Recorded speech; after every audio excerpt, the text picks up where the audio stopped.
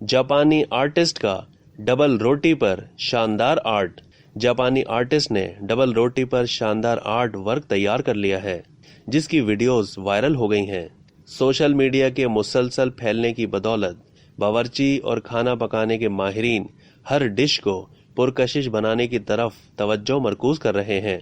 लेकिन क्या आप तसव्वुर कर सकते हैं कि खाने की अशिया पर कोई आर्ट वर्क कर सकता है? जी हाँ, टोस्ट पर बनाए गए अपने मुनफरिद फन की वजह से एक जापानी आर्टिस्ट ऑनलाइन ट्रेंड कर रहा है। आर्टिस्ट डबल रोटी के टुकड़ों को शानदार फन पारे तख्लीक करने के लिए इस्तेमाल करती है। सासाकी नामी जापानी आर्टिस्ट दिलकश मनाजिर, कार्टून से लेकर जापानी खवातीन तक सब कुछ डबल रोटी पर पेंट करती है।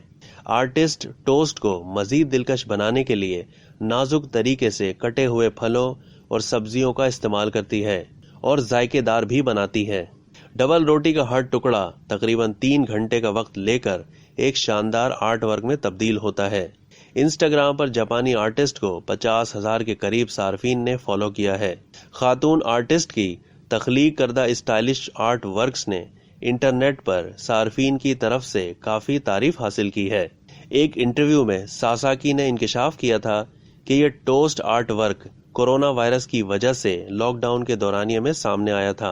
उन्होंने कहा था कि मैं सुबह सवेरे उठना चाहती थी और सुबह का एक मामूल बनाना चाहती थी जो मुझे पुरजोश करे। उसी वक्त मैंने नाश्ते के लिए टोस्ट आर्ट वर्क शुरू कर दिया। अब तक के लिए इतना ही। मजीद मालूमात के लिए डेली जंग के यूट्यूब चैनल को सब्सक्राइब करना ना भूलिए और फेसबुक के पेज को भी लाइक करना ना भूलिए।